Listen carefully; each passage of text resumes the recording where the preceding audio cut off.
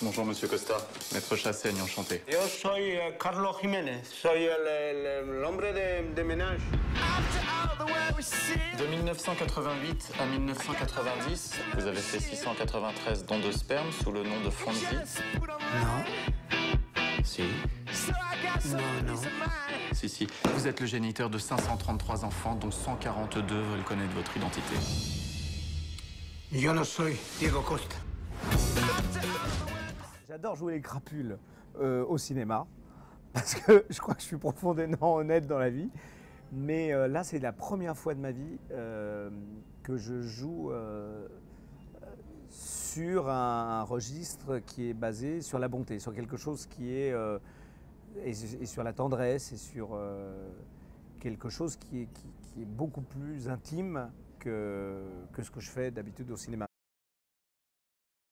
Nous, on a fait une adaptation. Nous, ce qui était intéressant, c'est qu'on voulait l'amener, et ce qui nous a plu d'ailleurs dans l'histoire, c'est de le ramener de ce côté-ci de l'Atlantique. C'est-à-dire, on n'a pas la même manière de réagir, même si nos cousins québécois sont charmants. Nous, on réagit de manière latine, quoi. Je veux dire, nous, on est un mix, on a une mixité, on avait plein de choses à raconter en plus sur notre culture. Ne serait-ce que mes enfants, déjà, ils sont multicolores. Il y a toute une mixité qui est la France d'aujourd'hui, d'abord.